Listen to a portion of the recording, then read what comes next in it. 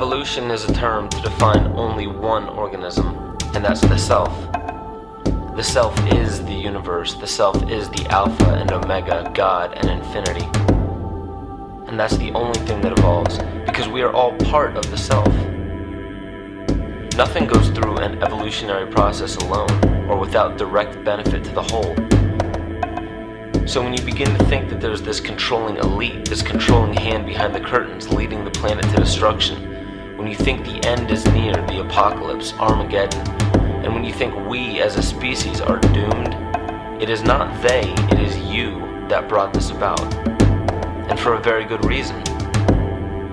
You are evolving. Stop blaming everybody and everything else. Quit panicking about global tyranny and natural disaster and pay attention. Because the world is telling you something, is telling you exactly what is wrong with you and how to fix it.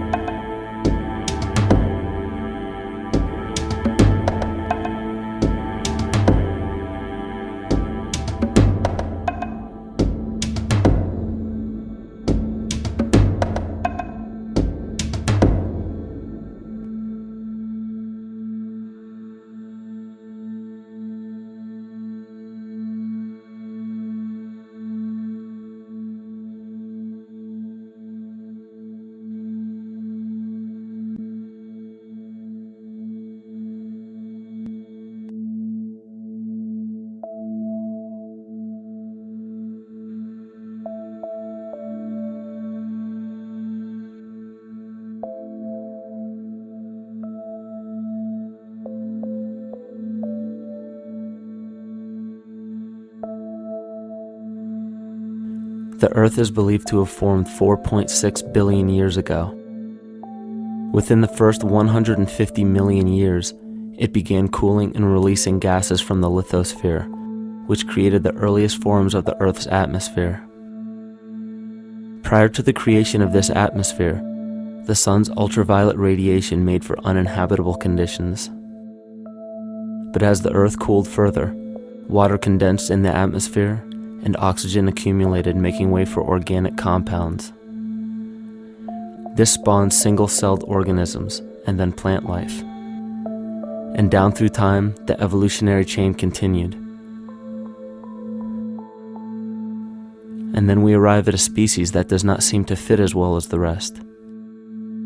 Homo sapiens' gestation period of 9 months mimics the 3.8 billion year evolution of all life on Earth. The human embryo repeats the evolution of all species. When the sperm and egg unite, this new creation is a single-celled organism. Within hours, this single cell divides and multiplies more rapidly than any other species. 4 weeks later, the embryo begins to develop gills mimicking aquatic life. A few weeks later, it develops lungs and a tail with reptilian appearance. From there, a mammal is recognizable, and then onto a primate form. It then sheds its laguna, which is the embryonic fur, and at last shows the characteristics of a human child. The human body is a community of approximately 50 trillion cells. Everything the body does, the cell does as well. Cells have respiratory and excretory systems. They feed, feel, think, and communicate with other cells. Trillions of cells make up a single organism called the human body, and billions of human bodies help make up the organism we call Earth. The Earth has more similarities with the human anatomy than you may think. Earth has its own electromagnetic generation, just like the human body. Research has found that a direct current of electricity flows through perineural cells found around every nerve in the body. These pathways are called energy meridians and have been used in the practice of acupuncture for at least 2,000 years. Dating even farther back is the notion of dragon paths or ley lines in which many megalithic structures and stone monuments were erected, marking the energy meridians of the Earth. These energy meridians are generated by the resonant frequencies of the Earth, called the Schumann waves. Each planetary body has its own resonant frequencies and is determined by the circumference and diameter as well as the speed of orbit and rotation. The Earth's resonant frequency starts at 7.83 Hz and ends with the 7th harmonic at 43.2 Hz, correlating with the 7 chakras. Ultimately, the greatest discovery of our Earth is its consciousness. A visible attribute of consciousness is an energetic field that governs the shaping of organisms. Morphogenesis is a scientific term to explain this very shaping of tissues, organs, and entire organisms. Consciousness is the creative force of the entire universe. It has been given many names such as God, Yahweh, Krishna, nature, the field, and divinity. The entire universe is in fact a single living, conscious organism with complete awareness of itself. The reason why it may seem difficult to comprehend this is because our understanding is typically limited by our language. When we hear the term conscious organism, we tend to anthropomorphize its definition. By giving it human qualities, we mistakenly look past what an organism truly is in the first place. The definition of an organism is any living thing capable of response to stimuli, reproduction, growth and development, and maintenance of homeostasis as a stable whole. Our universe does all of these things. The consciousness of our universe is responsible for the form and purpose that all matter assumes. The Earth's resonant frequencies are a result of its form. These frequencies are responsible for biological rhythms, such as menstrual and circadian cycles, as well as behavioral and emotional patterns. The frequencies are then picked up by the flora and fauna, which are biological instruments that respond to the wave patterns. The wave patterns resonate in the cranial structure of our head and converge in the center of our brain, which is where we find the pineal gland. The pineal gland is believed in many cultures to be the spiritual third eye responsible for intuition. Descartes called it the seat of the soul where mind and body meet. Each individual cell in our body receives an electromagnetic impulse from our central nervous system. They receive the very same impulse that was disseminated to every biological instrument from the earth. An explanation of our conscious universe has been attempted by religion, science, and philosophy. The neglect of biological nature from any organism causes illness. A divorce from nature, exile from Eden, confounding of tongues, they are all symptoms not of a biblical God or deity, but the true self. The greatest and only threat to ourselves is a loss of self, the death of our divinity.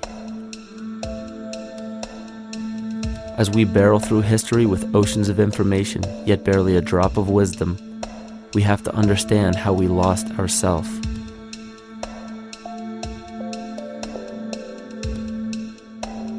In sacred texts and ancient scriptures left by our ancestors, we find an incredible link between stories of creation, a great flood, the war of the gods, the Messiah dying for the sins of man, end-time prophecies, and similar characters. These correlations show up in myths from cultures that supposedly had no contact with one another due to distance in geography and time. The common thread we find that connects all of mythology has its roots in the stars. One of the most revealing accounts is the battle of the gods in heaven and the ensuing flood.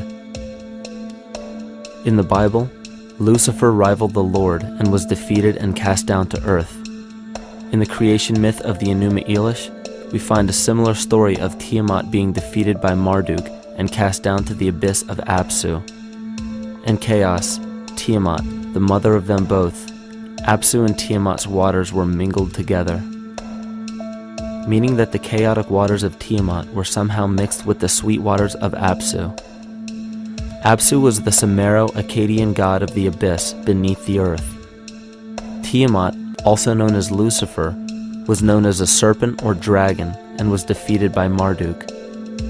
Marduk was the father of Nebo or Mercury, and Mercury is the same mythological character as the Zoroastrian Mithra, the Egyptian Hermes Anubis, and the Gnostic Hermes Christos. The most recent version of Mercury, however, is the archangel Michael in the Bible, who defeated Lucifer and sent him to the abyss of the earth, or hell. This story is steeped in astrological significance in the Bible and in many other ancient scriptures. This leads to an event in history that is recorded by many researchers regarding the cosmic upheaval and historic deluge. William Commonus Beaumont states, "The flood immortalizes the collision of a fallen planet, later termed Satan, actually a cometary body with our Earth." Consider what this reveals. He postulates that a planet, later termed Satan, fell to the earth, creating the flood we see recorded in the Bible and other myths. Lucifer, or Tiamat, was a planet known to ancient cultures as the Glistening One, the dragon of chaotic salt waters. The light from the sun illuminated this planet's water, which gave it a glow that rivaled the sun's own light, which is where we hear about Lucifer rivaling the Lord. The Lord in this case being the sun, which sustains and gives warmth to the earth. The planet Tiamat, or Lucifer, was destroyed by a cataclysmic event that hurled the watery planet to the abyss of the earth. In the book of Enoch, it reveals, "And behold, a star fell from heaven, and when it fell to earth, I saw how the earth was swallowed up in a great abyss."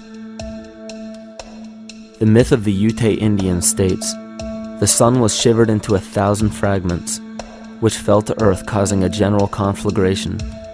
Then Tawats fled before the destruction he had wrought. And as he fled, the burning earth consumed his feet, legs, body, hands, and arms, until at last, swollen with heat, the eyes of the god burst and tears gushed forth in a flood which spread over the earth, extinguishing the fire."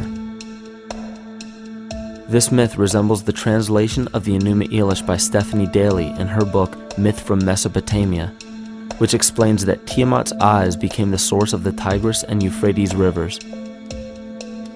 As written in the book of Revelations, "And there was a war in heaven. Michael and his angels fought against the dragon, and the dragon and his angels fought back. The great dragon was hurled down, that ancient serpent called the devil, or Satan, who leads the whole world astray. He was hurled to the earth." The Roman mythology of Ovid gives the story of Phaeton, which happens to be another name given to the watery planet Lucifer, or Tiamat. This story reveals that Phaeton was a child of the sun and wished to become the sun for a day.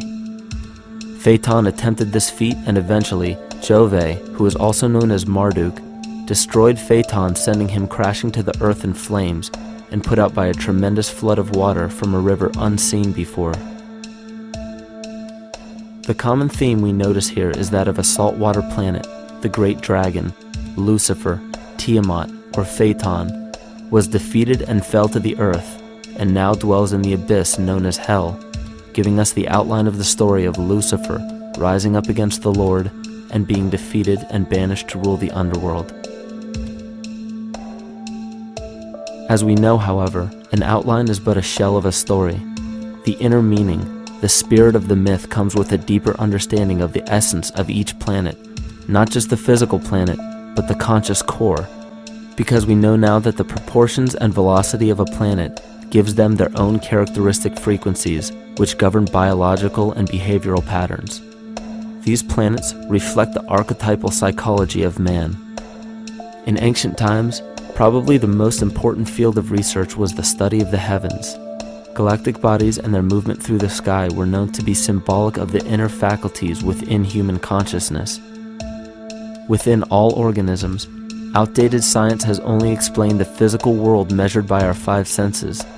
Only in esoteric religions, mysticism, and quantum fields of science are we to find any attempt at explaining where thoughts and emotions fit into the sense-perceptible world. We also understand now that humanity is a community of cells within the organism of the Earth. The Earth, therefore, is a higher organism that shapes our form and function. This higher organism and all other planetary bodies are governed by consciousness, just as we individual humans are. Therefore, the Newtonian belief that galactic bodies are nothing more than lifeless forms floating in space is tantamount to claiming that we humans are nothing more than a composite of elements in motion. We know that this is untrue because we feel, we think, and furthermore we see the result of our consciousness creating what we call life. Plato wrote, "This world is indeed a living being, endowed with a soul and intelligence, a single visible living entity containing all other living entities, which by their nature are all related." Furthermore, the cosmos is a single living creature which contains all living creatures within it. And in an article out of the Sufi journal, the author writes, "The world is a living spiritual being." This was understood by the ancient philosophers and the alchemists who referred to the spiritual essence of the world as the anima mundi, the soul of the world. In scriptures, we hear of the claim that angels guide the inner soulful actions of people, or that the gods wield influence over man. Most ancient spiritual and scientific teachings held the belief that the hierarchies of the gods, angels, archangels, archai, all the way down to the cherubim and the seraphim, are the hierarchies within the human psyche. In this way, we must understand that when the whole of ancient myths and sacred scriptures speak of spiritual influence from a higher being, they were speaking of archetypal forces that are inherent within us, not an influence from an external source. This is where we begin to see the relevance of astrology as an ancient form of science that resurfaced in the 19th and 20th centuries under the name of psychology. Friedrich Nietzsche even stated, "As long as you still experience the stars as something above you, you still lack a viewpoint of knowledge." This is astropsychology and maps the inner faculties of the psyche. In pre-Christian times, there were schools known today as the mystery schools or the mystery religions. The messages encoded in the scriptures and ancient archaeology came from adepts of spiritual science. The intent was to teach the initiates the deeper meaning of these myths. What became later termed as Lucifer, Satan, or the devil was representative of the ego, which rivals the Lord, the representative of the self.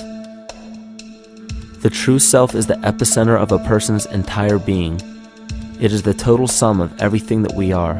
The false ego, on the other hand, is the idea and concept we create about ourselves in the course of our lives, which typically excludes any qualities we don't wish to accept about ourselves. However, humanity has been endowed with the freedom to choose either to obey the true self or to give in to the temptation of the vanity and materialism of the false ego. This is the most notable trait that separates man from animal. Our freedom of choice. The choice to follow our concepts and ideals or our natural impulses. The choice to sustain nature or to destroy it. This freedom of choice weighs on the fate of the entire organism that we call humanity. Cancer begins with a group of cells within a community that fail to communicate with the conscious signal of the organism. Those cells begin to grow out of control and spread to other areas of the organism. This very disease is evident in our world today. The cancer upon our earth is the domination of our false ego and our divorce from nature. Collectively, among every human, vanity leads to segregation and competition. Competition leads to fear and greed. Greed leads to deceit and immorality. And immorality is the breeding ground for illness, waging war on our earth. Every act of hatred and destructiveness in our world begins with self-hate and self-destructiveness.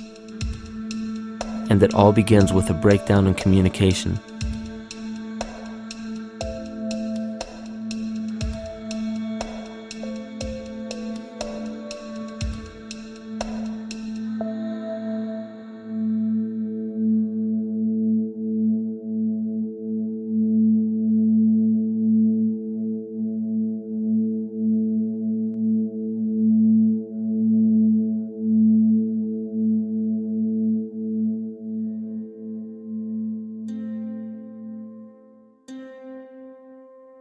In nature, all that we perceive with our five senses is a result of two fundamental principles.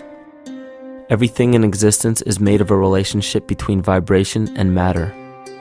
Vibration is a masculine creative force countered by matter, which is a feminine receptive force.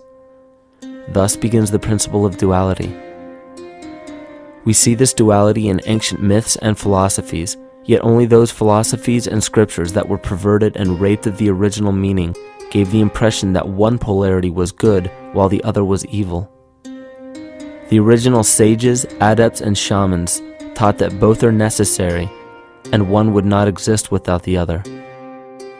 These two important principles come together to form all things in the universe. This is Kymatica. Even language, logos, the communication of any and all things in nature, depends upon this principle. Pete Peterson, in his works Cymatics, the Science of the Future, stated that nature shows examples of Kymatica in everything.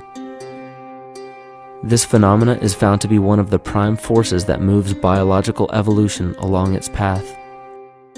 Dan Winter reproduced an experiment to prove that the ancient languages of Hebrew and Sanskrit, when spoken, create a vibratory frequency that moved matter into sacred geometrical patterns.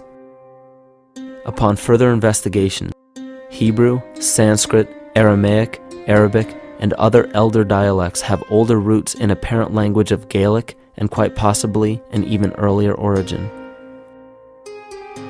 In Swami Murugesu's The Science of Mantra, he claimed that when a person chanted specific words in Sanskrit while filming a burning candle, the intensity as well as the color of the flame would change due to the frequency that the word would emit.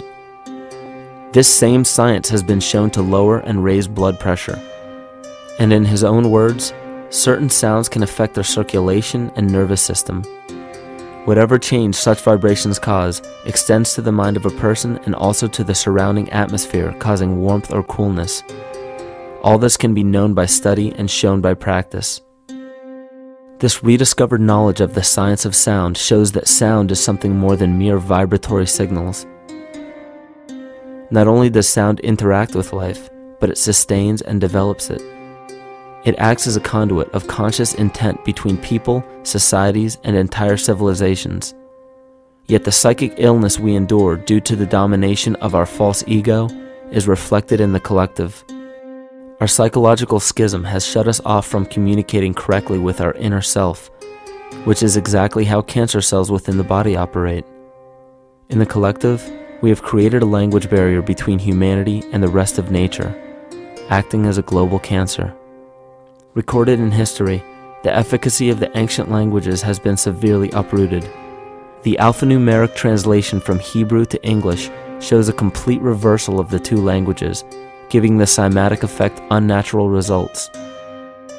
Dr. Leonard Horowitz stated in his work on DNA, 1/3 of the sensory motor cortex of the brain is devoted to the tongue, oral cavity, the lips, and speech. In other words, oral frequency emissions spoken or sung exert powerful control over life, vibrating genes that influence total well-being and even evolution of the species. A degradation of language in this case is shown to affect biology. If something as basic and important as language can be degraded and devalued to such a degree, yet never questioned, what else might we be missing? Think of an aspect of your life that dictates the limits of your freedom. Government and law enforcement, insurance and pharmaceutical companies, taxes, building permits, driver's licenses, and more. There are hundreds if not thousands of stipulations, regulations, and boundaries on our freedom. And out of the ones that were just mentioned, how many have you researched to find out whether they apply to you or not? Let's look at the forms of law that we currently acquiesce to.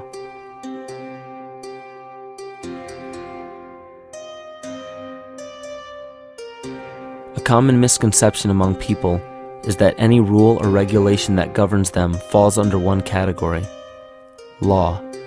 But there are many other forms of law that people abide by without realizing that they simply do not apply to them. Another misconception is that a nation's constitution gives us our rights. A constitution does nothing more than list the rights that we already have. We are born with inalienable rights, endowed to us by our Creator. They are not given to us, and they cannot be given away. The most a person can do with a right is choose whether to exercise it or not.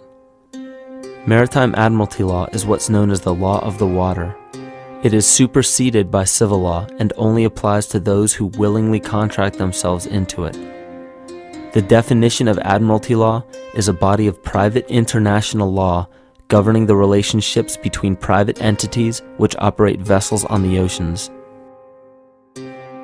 Let's look at how and why a form of law that is fashioned to govern corporations, businesses, and vessels has imposed its rule over natural human beings. This is all done through a form of word magic. A simple perversion of language has made it possible to convince people around the world that these alternative laws apply to them. One of the predominant beliefs in modern culture is that licenses, permits, registrations, and other forms of documentation are required to operate motor vehicles, use public roads, build structures and establishments, engage in free enterprise, and much more. Sadly, these beliefs are based on little to no investigation whatsoever, and are false. This belief structure is perpetuated by maritime admiralty law. This form of law was originally created to govern ships docking in foreign nations for the import or export of products and resources. It deals with banking and merchant affairs, not civil affairs. When a product is taken off of a ship and brought into a foreign land, that nation takes custody of the resource and accounts for it with a certificate. That certificate marks the birth date of that product in the custody of the respective nation. Think of why it is supposedly required to have a certificate of live birth in the first place.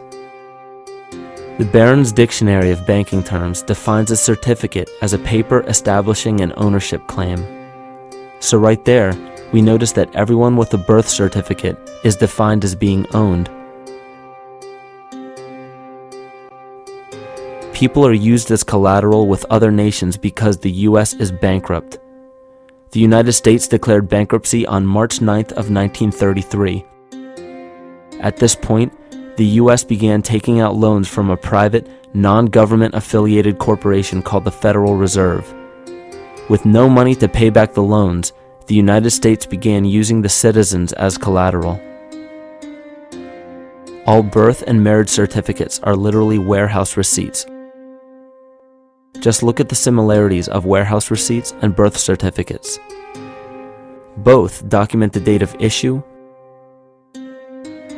a serial number, registration number or receipt number, a description of the product, and an authorized informant to notify the appropriate government agency. With all of this information being readily available, the majority of people are unaware of their involvement with maritime admiralty law. This is possible through the manipulation of language. This admiralty law changed the meaning of the word person from a natural living person to a corporation. Driver's licenses, vehicle registrations, auto insurance forms, building permits, gun permits, work permits, tax filing documents, birth and death certificates, traffic citations, and many other forms of documentation that were once believed to be absolutely necessary only apply to persons or corporations. Upon signing such a legal document, you are indirectly waiving your rights under the Constitution and lowering your status to that of a corporation that is created with the same exact name as you. The only way to reconcile your true name from the name of the corporation is to take notice that the corporation has its name in all capital letters. This is known as capitis diminutia maxima. You may take notice that your driver's license, birth certificate, social security card, insurance cards, and more use all capital letters to legally represent the corporation with your name, not you. The corporation is known as an artificial person, whereas you, the human being, are known as a natural person. This deception goes even deeper when it comes to the courts that we attend. When showing up to court, you will notice that there are seats for witnesses behind a wooden fence or barrier. The defendant must cross through the entrance to the other side of the barrier where the plaintiff and judge sit. This act symbolizes the boarding of a ship. At this time, business can be conducted in maritime admiralty law. The judge, acting as captain or banker, is responsible for settling the balance between the two sides. This is why there is always a monetary value involved in any court case. The captain is simply dealing with banking and merchant disputes. Once the balance is paid, the case is closed. To turn the court case away from admiralty law where your rights are not protected, you must avoid agreeing to represent the artificial person. This is done by stating that you are the natural person. You don't have a first or last name because those imply corporate title. In a court case, you may state that the court takes judicial notice of your honor's oath of office. Every judge must take an oath of office to practice law, yet you must make it clear to the court and the jury that the judge is acting as judge and not banker. Remember that you are a natural human being of the earth. You are not governed by anything but your own consciousness. Laws are created within a society. The society that created the laws we see being enforced today is called the Law Society. Yet the most beautiful part of this entire deception is the fact that we are not part of the Law Society, so their laws do not apply to us. Judges, lawyers, and law enforcement officers, they're all part of a society. Within that society, they've created their own language that's deceptively similar to English. They have these little things called statutes, acts, and regulations that seem like laws, but they really only apply to those within their society. So that basically means all the traffic violations, minimum age requirements, and everything except for damage to another person or their property doesn't really apply to the natural person. Laws only apply to those within the Law Society. The game being played is an illusion. You can simply choose to open your eyes and reclaim the freedom that you were born with, bound by nothing but the limits of your imagination. These are just a few examples of assuring that your rights are being protected. By far, the most important line of defense against this deception is to be aware of the perversion of language, and be absolutely aware of how you form your beliefs and concepts.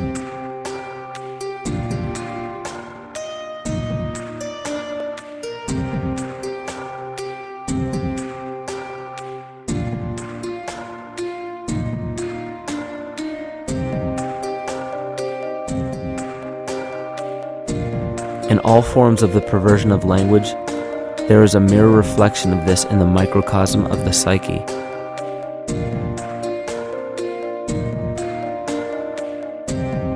And the problem I see with humanity today is we don't truly know ourselves anymore. We have the 9-to-5 job, we have the house, the children, the bills, the television, the hobbies, and the errands that we run every single day, and we eventually begin to believe that this is who we are. But who are we beneath the job title, beneath the status of mother or father, theist or atheist, Republican or Democrat, black or white, man or woman? Who are we?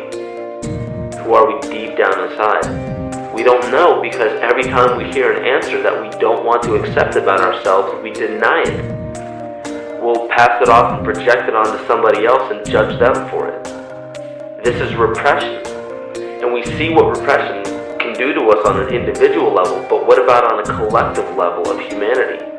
What happens when the whole world refuses to see what they truly are on the inside?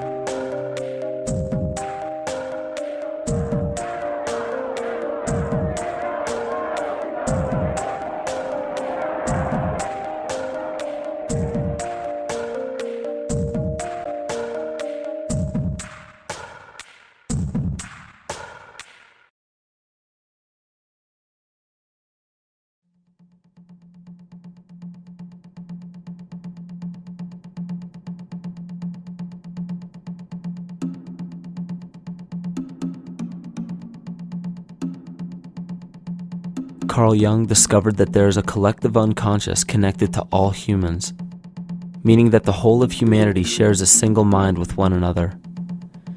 This is evident in the world through accounts of shared mythology and symbols, the study of morphic fields, and with the science of kinesiology. This collectivity is a global example of the unconscious mind of the human body, in which trillions of cells share a similar signal. This parasite, called our false ego, requires a continuous flow of sustenance to survive. Food, fuel, and any other form of sustenance is energy. Human consciousness is an electromagnetic field of energy. When this potential energy is utilized, it then releases kinetic energy, which is used to perpetuate the false ego. This scenario occurs in the smallest parasitic organisms, all the way to a collective organism called humanity. A parasite will release chemicals that cause the host to crave the sustenance that the parasite needs to survive. As long as the host is unaware, it will keep feeding the parasite and starving itself. In a similar way, Wilhelm Reich stated that whole societies suffer from a psychosis caused by starving our organic biological impulses. He states that sexual suppression supports the power of the church, which has sunk very deep roots into the exploited masses by means of sexual anxiety and guilt. It engenders timidity towards authority and binds children to their parents. This results in adult subservience to state authority and to capitalistic exploitation. It paralyzes the intellectual critical powers of the oppressed masses because it consumes the greater part of biological energy. Finally, it paralyzes the resolute development of creative forces and renders impossible the achievement of all aspirations for human freedom. In this way, the prevailing economic system, in which single individuals can easily rule entire masses, becomes rooted in the psychic structures of the oppressed themselves. What Reich was showing in this powerful quote is that on a collective level, the suppression of a natural function, whether biological, spiritual, or emotional, will result in an abnormal reaction, a psychic disease. This illness or disease is reflected into the masses through a collective unconscious and acts as an epidemic. Humanity is plagued with an incapacity for freedom, meaning that people en masse lack the ability to govern themselves on a psychic level, and this manifests in the macrocosm as government and organized religious powers, thus opening the throne, our national and individual throne, to anyone and anything.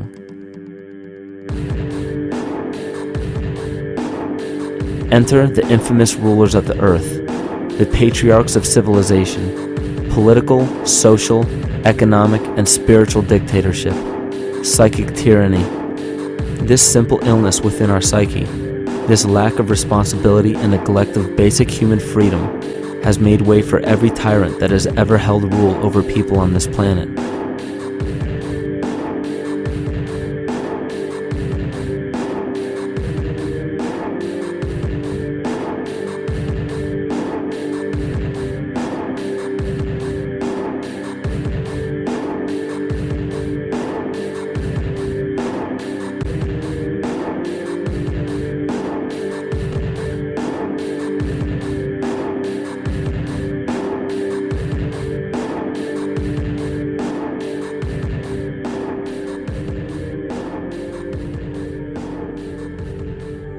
But these oppressive tyrants that are demonized by the masses are no different than us. In fact, they are one with us. In the book The Prophet by Khalil Gibran, he poetically states, "I say, as the holy and the righteous cannot rise beyond the highest which is in each of you, so the wicked and the weak cannot fall lower than the lowest which is in you also." Every one of us has the capability to commit the most horrifying sin or show the most beautiful compassion to our fellow man. This is the very definition of an illness within the psyche and soul of man.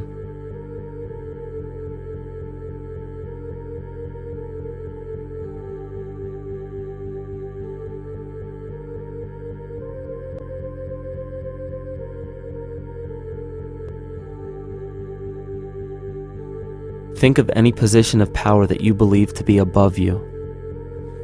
Royal families, government leaders, the United Nations, financial organizations, corporate monopolies, and media juggernauts.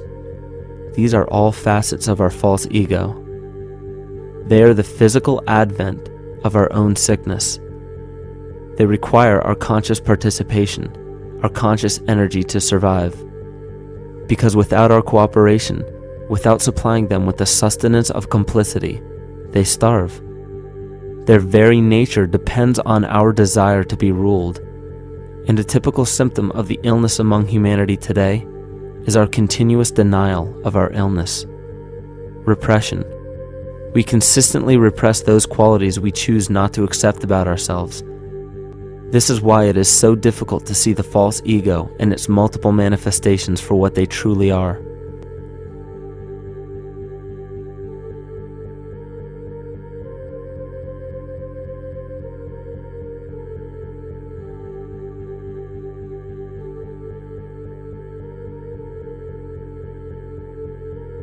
This is the very nature of the false ego. It acts as a red herring to distract us from the freedom we truly have. For this psychic parasite to survive, it must supply us with a chemical that will cause us to remain dependent upon it. In this case, the sustenance is our conscious energy. And in order for us to feed it to the parasite, the chemical of fear causes humanity to crave protection and defense.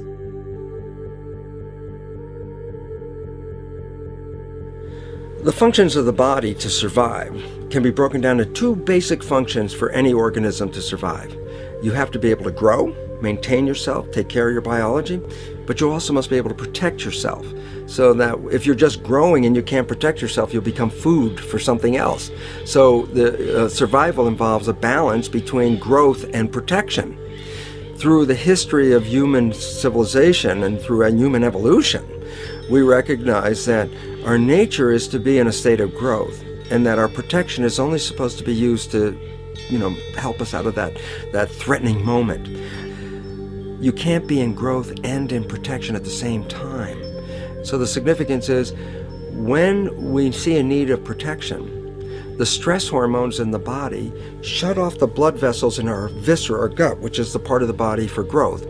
Well, the issue is, if you took the blood from the viscera and moved it out to the arms, then you left no blood in the viscera. That means no growth. But you're ready to fight. And when your fighting is finished, then the blood returns back to the viscera and you grow again. But in the world that we live in today, it's 24/7 fear.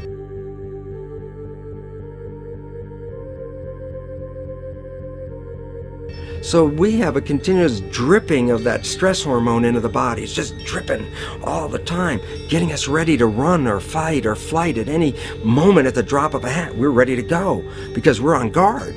Well, the problem is, what does that mean about your allocation of energy? And it says, we're spending most of our energy in protection.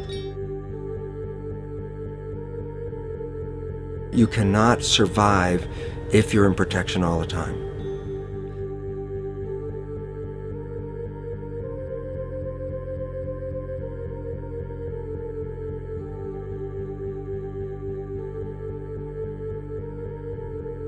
And if the parasite can control the nature of the fear, it can then create a fear among us that only it can defend us against. A recent physical manifestation of this comes from Zbigniew Brzezinski, former Secretary of State who also supported President Barack Obama.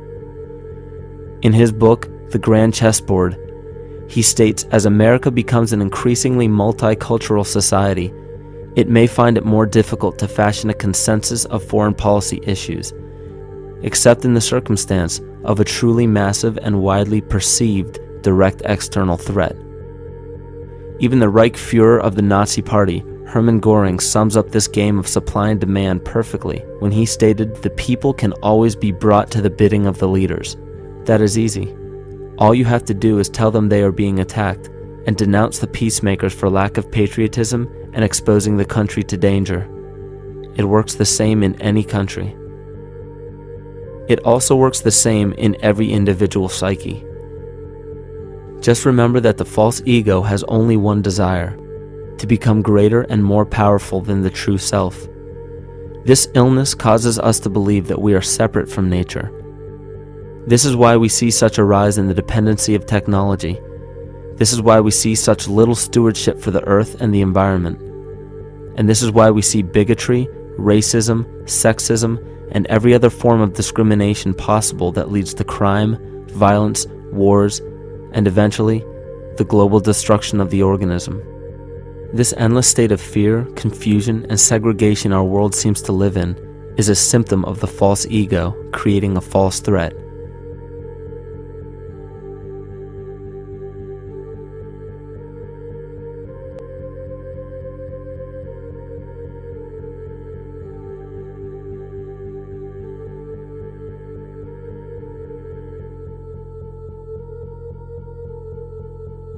many of the United States presidents have blood relations with each other.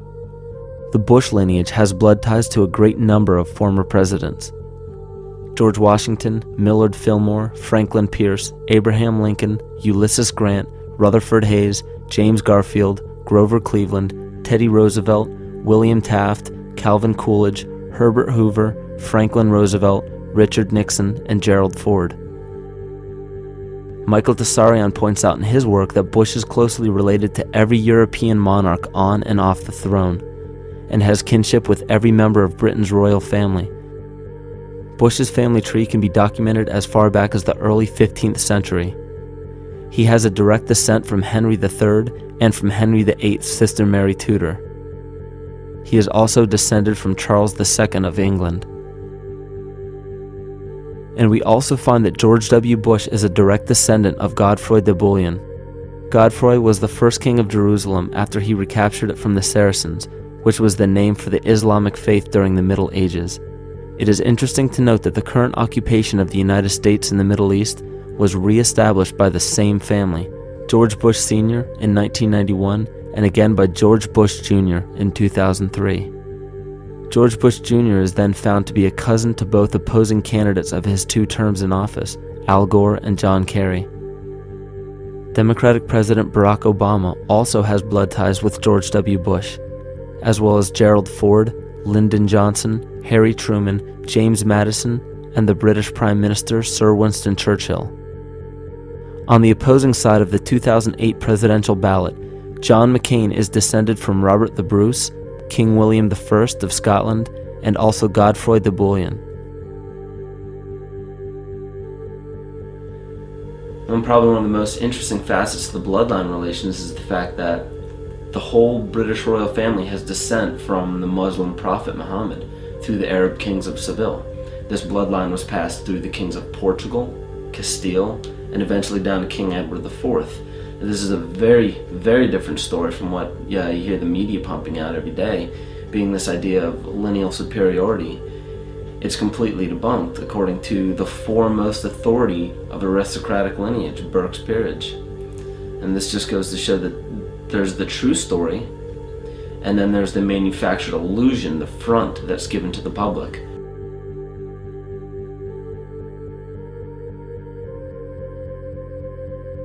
These blood ties go on and are documented thoroughly through literature such as Burke's Peerage and other comparable books. The point of all of this is that we find not just the same people, but the same intent within the people who have held high positions of monarchy, dynasty, aristocracy, and democracy in the past and present, and they are all related by a physical and symbolic link. This bloodline carries the symbol of our illness.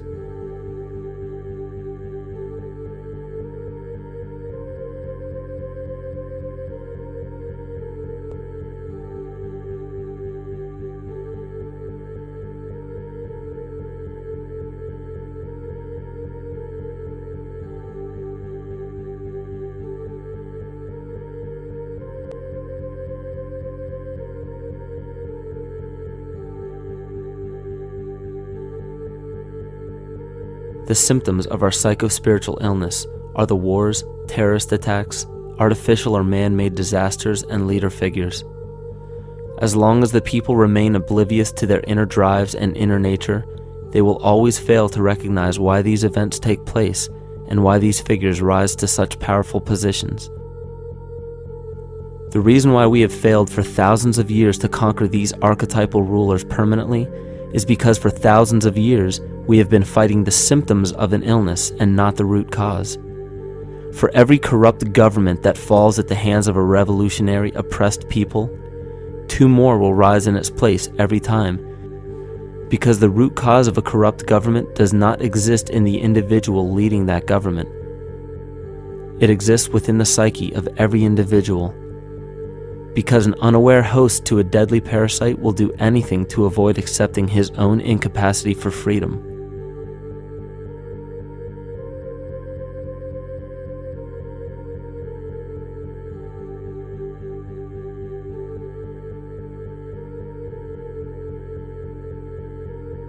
We are so bereft of sanity in this world that those few who simply stop projecting onto others and begin facing their own demons are seen as neurotic. An article written in the 1950s states that studies showed that individuals who had been isolated from their familiar social and cultural environment became neurotic. This shows that when those individuals had no object to identify their darker emotions with, they began to see these things in themselves, that which they refused to recognize before, and were unaware of why they appeared and how to cope. Facing our true inner self is virtually unknown in our world today. This is why no matter how many civilizations rise and fall, it is our collective consciousness that creates our governing apparatus, not individual people.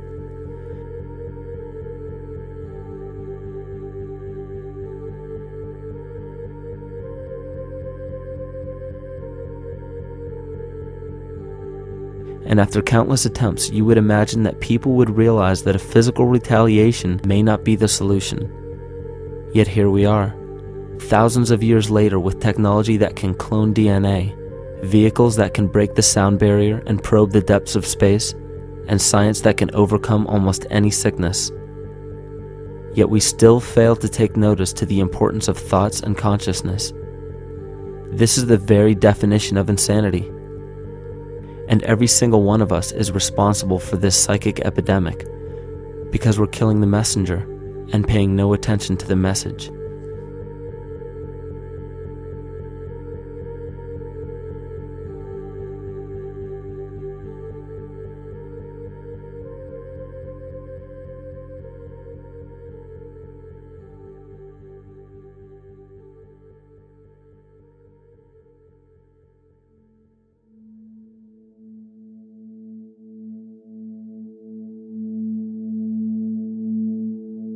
During the 1990s, 3 Nobel laureates in medicine advanced research that revealed the primary function of DNA lies not in protein synthesis as widely believed for the past century, but in electromagnetic energy reception and transmission. Less than 3% of DNA's function involves protein manufacture. More than 90% functions in the realm of bioacoustic and bioelectric signaling. So why is it important to know that DNA functions in bioelectric signaling? HeartMath Institute has discovered the heart and brain maintain a continuous two-way dialogue, each influencing the other's functioning. Although it is not well known, the heart sends far more information to the brain than the brain sends to the heart, and the signals the heart sends to the brain can influence perception, emotional processing, and higher cognitive functions. The heart also generates the strongest rhythmic electromagnetic field in the body, and this actually can be measured in the brainwaves of people around us. We are quite literally an electromagnetic expression of our highest cognitive function. The behavior of electromagnetism is evident throughout the world as dualism. All matter contains a negative and positive charge, which means organisms are built upon this foundation. The natural homeostasis of any organism is a balance of both polarities. Furthermore, research on emotional energetics shows that the heart's field is a carrier of emotional information and a mediator of bioelectromagnetic communication within and outside the body. Research shows our heart's field changes distinctly as we experience different emotions. It is registered in people's brains around us and apparently is capable of affecting cells, water, and DNA studied in vitro. Fear.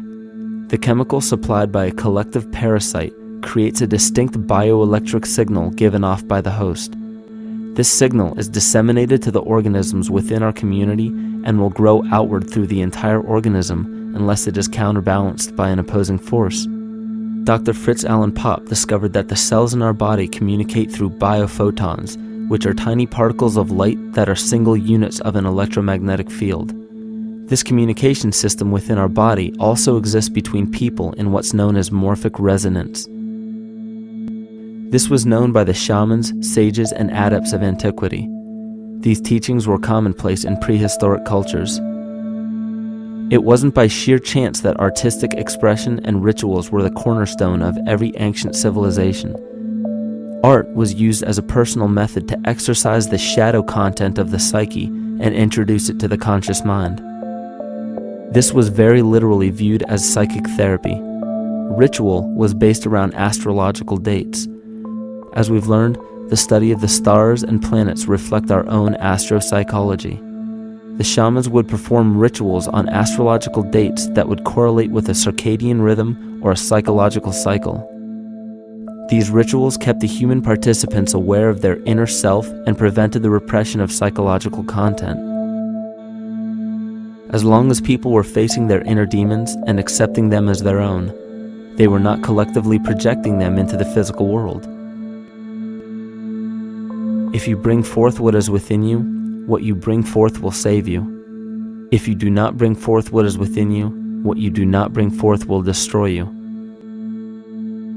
The progeny of our psychological disease began growing rapidly after a series of catastrophes forced the collective into a somatic state of fight or flight. This lowered the immunity of the population by introducing a state of immense stress. Our body becomes more susceptible to illness under stress. In this manner, humanity fell ill when entire bodies of land were swallowed up by the floodwaters. This uprooted many tribes, chiefdoms, and civilizations from their homes, and their ritual practices that were used as a conduit for psychic wellness were put on hold in order to survive the catastrophe and seek new homes. The shamans were spread to many new areas of the world. This information has been suppressed. We are made to believe that advanced civilizations such as ancient Egypt and the Mayans of Mesoamerica came about with no prior rudimentary remnants or evidence of evolving intellectual artifacts to bring them to their peak. We are meant to believe that their incredible knowledge of mathematics, astrology, agriculture, economy, polity, and architecture came out of nowhere. This leads many researchers today to the understanding that the origins of these civilizations have been suppressed. Not surprisingly, the force that has guided the suppression of this knowledge comes from the exact bloodline of the political and religious leaders stated previously. These are some of the notable book burnings and suppression of important texts in our history.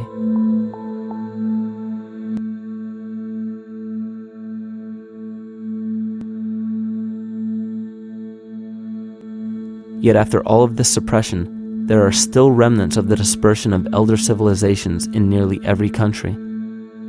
There is tremendous evidence of ancient cultures visiting North America long before the conventional belief of European colonization. Barry Fell states in his book America BC, there are ancient inscriptions now being reported from nearly all parts of the United States, Canada, and Latin America, written in various European and Mediterranean languages in alphabets that date from 2,500 years ago.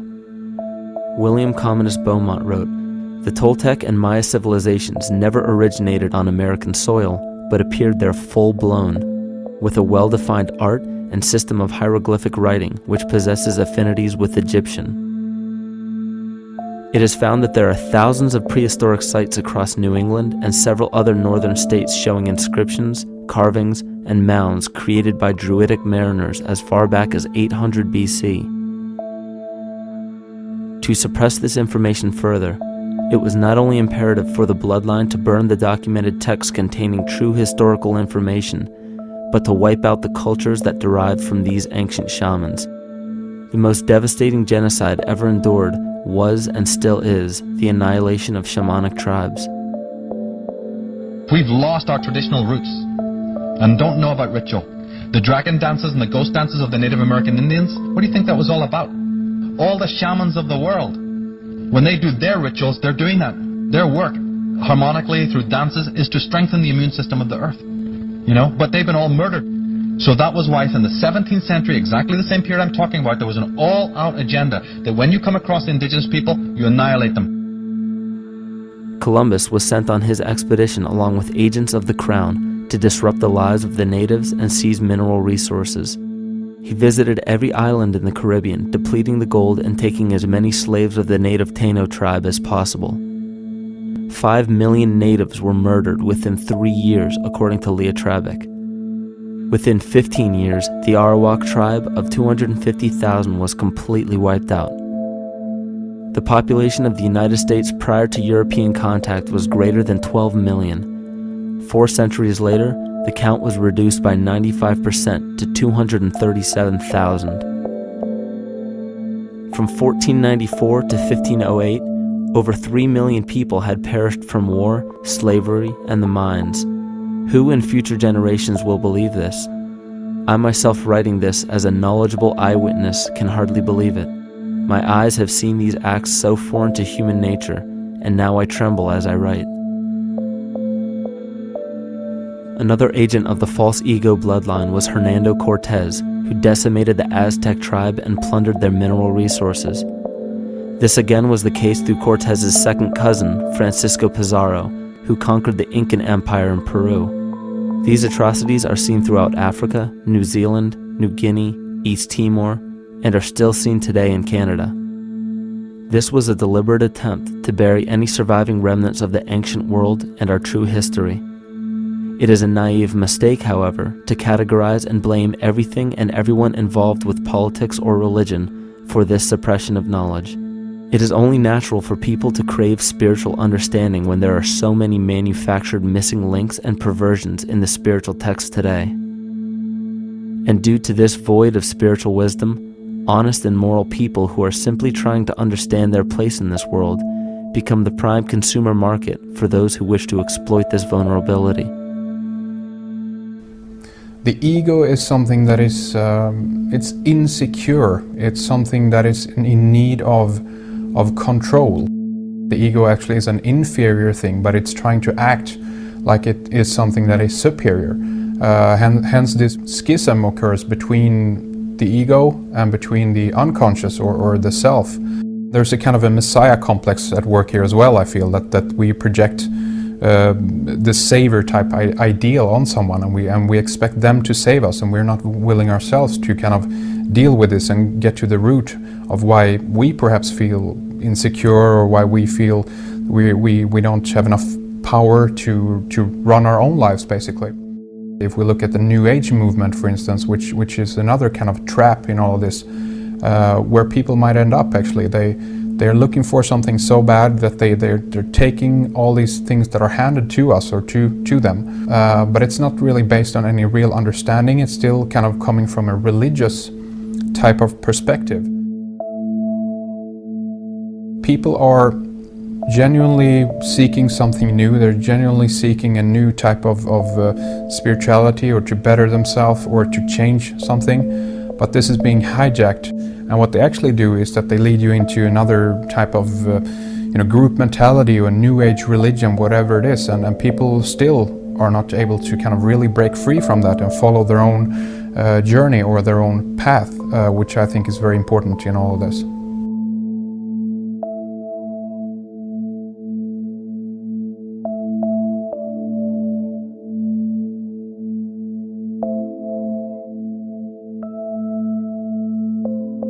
In the pre-Christian era, there were several cults of incredible power, most notably the stellar, solar, Saturnian, lunar, and mushroom cults. It is simple to see that worshippers of the lunar goddess comprised of the lunar cult. The worship of sun gods were indicative of the solar cults. The Saturnian cult, which consisted of Phoenicians and Canaanites, worshipped El or Eli. The biblical exodus of the Hebrews from Egypt showed that they entered Canaan and merged the lunar cult of Isis, the solar cult of Ra, and the Saturnian cult of El to form Isis, Ra, El. Israel. The old Israelitish cult and mythology, the Yahweh worship, the patriarchal legends, the sojourn in Egypt, and so on, are rooted in the religion of the sacred fungus, developed from the underlying fertility philosophy of the ancient Near East. The Jewish mitre, Muslim turbans, and military berets are derivations of the symbol of the mushroom cult. One of the first and most prominent, however, was the stellar cult, and a number of these ancient cults were created for shamanic purposes and earthly stewardship, yet some were taken over with different intentions.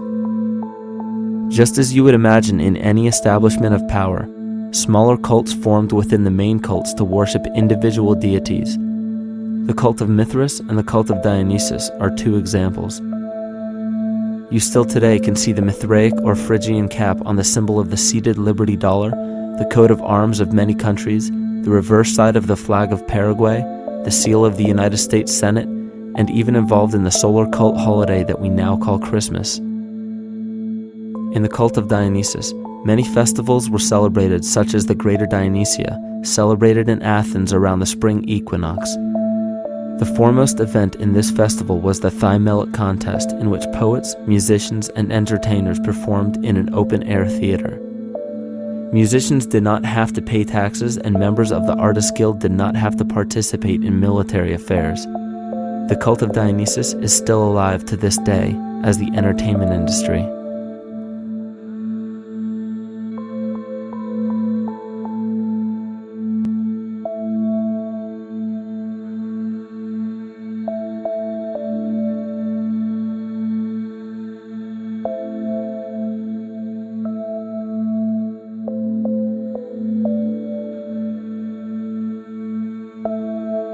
These cults still exist in many important positions of power throughout the entire civilized world.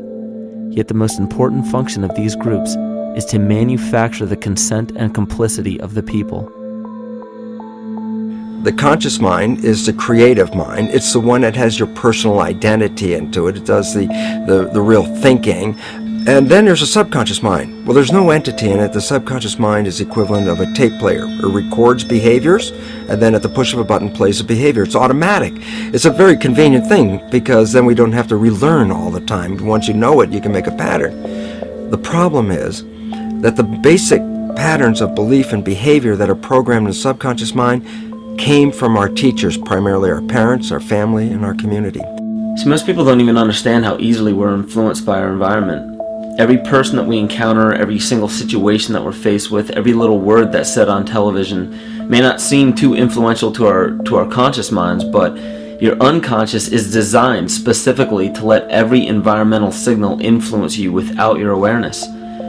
So the question is, are we leading conscious or unconscious lives? And now neuroscience has told us in the unfolding of our lives, only 5% of our life is controlled by our conscious mind, and 95% of the time controlled by the subconscious with programs from other people that were installed in there. And the problem is, it means when those programs are playing, we don't see them. And the skeptics will sit there and say, consciousness, archetypes, astrology? No. We create things with our hands, not our minds. Archetypes aren't physical. They can't influence me. But when you think of the fact that we're only conscious of this small little fraction of our behavior, what we don't realize is that entire countries, entire civilizations that think they're free and independent, but are unconsciously too afraid to be free and independent, they will beg to be governed. And if they can't do it themselves, who do you think will consciously or unconsciously take that responsibility? It usually ends up being that strong, masculine, animus archetypal figure. When we think we're in danger, we're not looking for our mother to nurture us. We want our father to protect us. And right on cue with the age of fear, this age of catastrophe, the age of this parasite, we see masculine domination. And one of the primary conduits for giving our responsibility and our conscious energy away is money. We surely don't want to admit that our dependency on money is flawed, because that would imply that the fault is our own. And God forbid we take responsibility for our lives, so we blame the money. This is the cornerstone of the entire illusion being built around us by the false ego.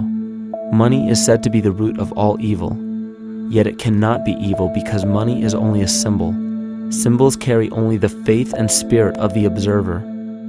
This means that the symbol of paper money evokes and surfaces the evil intentions and inherent flaw of our false ego. Money only exists because we agree to accept it as valuable. And to further illustrate our incapacity for freedom, we've given the control of our faith-based money to a private corporation instead of the federal government.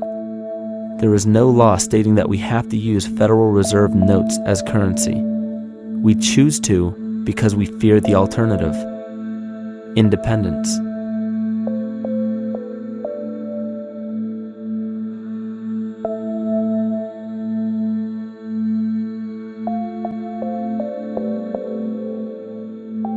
But it's not even really about money, it's about energy, because money is simply this material thing that allows billions of people to crave just one thing and put their energy into the same thing.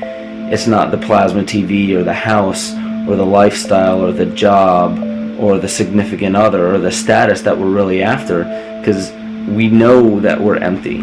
These people feel sadness and loneliness and void just like anybody else, and they either want to fill that void with materialism because they think that that'll make them feel better, or they want to sedate the void feeling with material possessions. So it all comes back to this feeling of having to put our dependency into an external source, something that we have absolutely no control over. What we're seeing right now is with all the competition of each other destroying each other, wars, competing for material existence, raping the planet and tearing it apart to get some pieces of it to hold in your hands and say you won the game. Every one of those moves is destructive, not just of the planet, but of human civilization, because human civilization will thrive with cooperation and will die with competition. And if you operate from these truths, then you end up with the extinction that lies before us. You see, we all have demons, so to speak. We all have inner demons in our lives, but we expect to see devilish monsters or dark apparitions when you think of a demon, kind of like what you'd see in the cinema. But our demons are really the people in our everyday lives, the people that we argue with, the people that we envy or hate, the ones we physically or emotionally harm in some way, shape, or form. And it's not because we envy or hate qualities in these specific people as much as we hate the fact that they remind us of ourselves. They reflect qualities about ourselves that we wish we had more of, or that we wish we didn't have at all. So what do? We alleviate that pain, not by fixing or fighting our own demons, but by harming the people that remind us of our demons, by harming the people that remind us of the things that we don't like about ourselves. And when we become frustrated that we're not in control of our emotions because we don't really know what's affecting our emotions, we take it out on others. We take it out on absolutely anything else that can show us or act as a catalyst for our hatred. And so we do the same thing to animals. Animals are perfect because they can't defend themselves. It's a perfect catalyst for our inner aggression, our confusion, our hatred. Just take it out on something absolutely helpless. Just imagine how unconscious a person has to be of his or her actions to torture or mutilate or brutalize any living thing.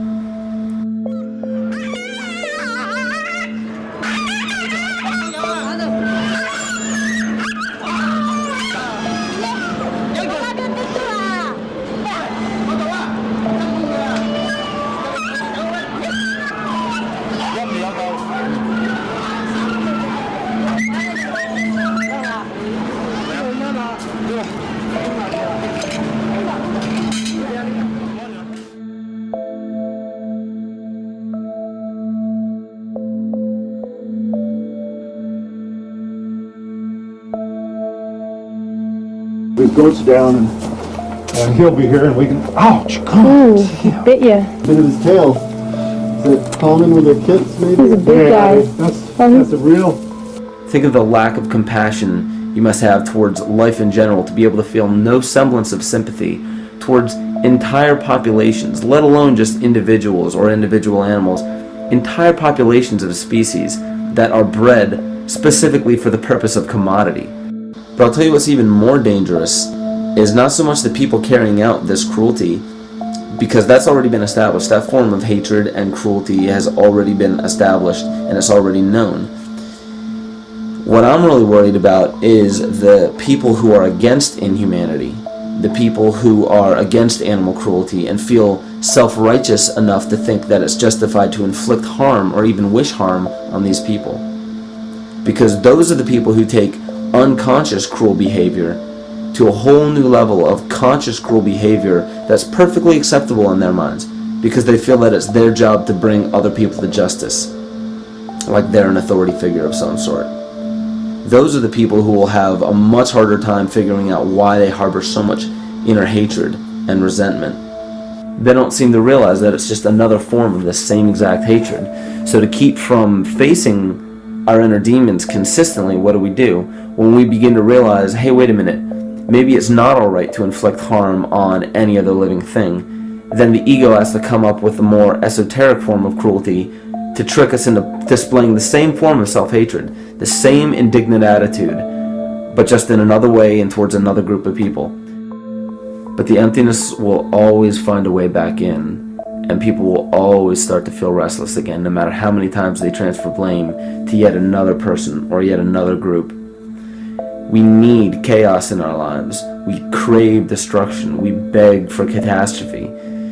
Because if we don't have these things to act as a form of exorcism or a catalyst for us, we start to notice these things in ourselves, and that's what we don't want. You see, we can deal with wars. We can deal with terrorism. We can deal with stock market collapse and economic collapse. We can deal with these things. But once we start to notice this chaos within ourselves, that's what we're really afraid of. We'll take 1,000,000 September 11ths over one moment of true insight towards our self-hate.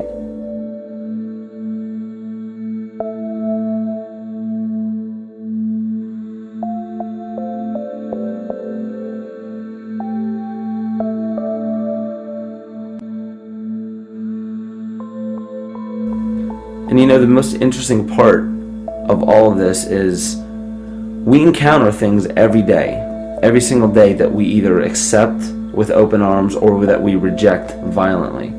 The interesting part is not really what we're accepting or rejecting as much as what it is inside us that makes us feel compelled to a certain thing or repelled from a certain thing. There's this fundamental dual behavior of muscular strength or weakness, attraction or repulsion. And what's interesting about this is when you realize that consciousness, awareness, that intangible essence that animates all matter into what we see around us as life, that is where you will find the origin of this dual behavior. It's been explained as the inhalation and exhalation of Brahma, the contraction and the expansion of Ahriman and Lucifer in an anthroposophical setting, the active and the passive qualities in electricity, the masculine and feminine qualities, yin and yang, existence and nothingness. These are all ways to explain the same behavioral process that begins with awareness, it begins with consciousness. And if you get rid of all the images and concepts in our minds of these sayings in your head and just try to feel the difference between the two polarities, you'll begin to notice that all of the different scenarios and possibilities that are playing out in the world all spawn from this common origin. You'll have 1,000,000 people telling you why the Bible is supposedly the Word of God and that you should follow it word for word. And then you'll have another 1,000,000 claiming that it's a form of mind control and not to believe any of it. Everybody will tell you to beware of this or watch out for that. This is good information, this is bad information. And I just have to wonder, what makes anyone an authority figure enough to say that something is true or false? And why are you denying or accepting anything based on the suggestion of another person? Why aren't you making that decision for yourself? Information is information. There's no such thing as good or bad information. It's all what you do with it. I say let everything be your Bible. Give every piece of information, every person, every event or scenario or situation an honest and open mind. Because then it's your responsibility to respond to it in the way that you choose. Not following the herd, not following convention, it's your responsibility. And that's the point when, no matter how many people tell you you're wrong or right, you're not dependent upon their approval. If we at least question our own actions, question our own thought process, and make a conscious decision to what we feel is right every single day, that's what I believe to be divinity. That's true shamanism. And that, to me, is what it really feels like to be alive.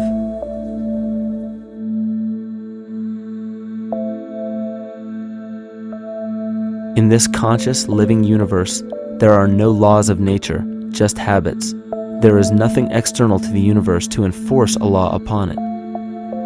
The illusion of a fixed law of nature is only the result of there being no need for that habit to be broken. When habits need to be broken to ensure the survival of the organism, we see this event in nature and call it evolution.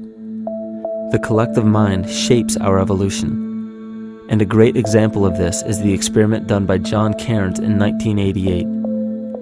His team put lactose-intolerant cells in an environment with only lactose for food. Under a law of nature, every one of these lactose-intolerant cells would have died.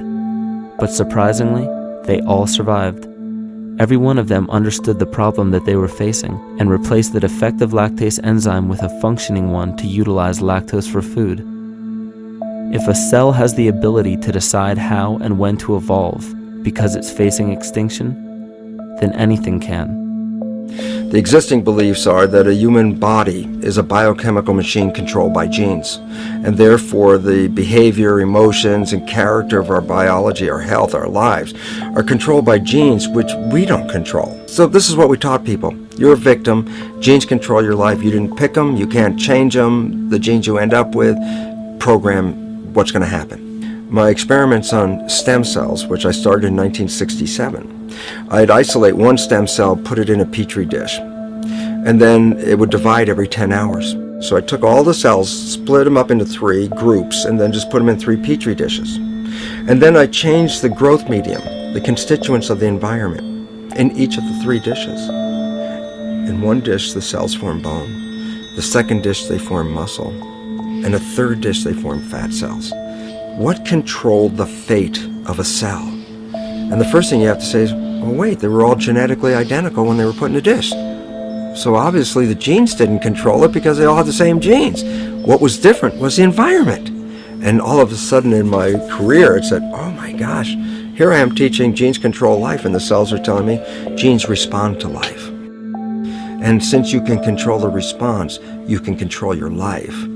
It's how you read the environment, how your mind perceives the environment. And if you understand this, then you could lead yourself to the most wonderful expression on this planet, to be fully alive and fully healthy by just how you respond to the world.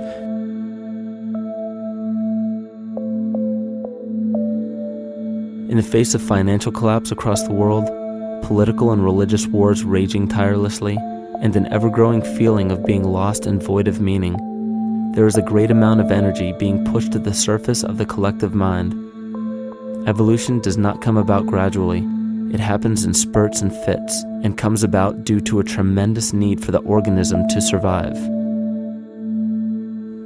We are now at a point in history where we will choose. We will choose to become sovereign or remain dependent, to face our true self or continue fighting a ghost, to become well or allow this disease to grow, to live or to die. The choice is yours.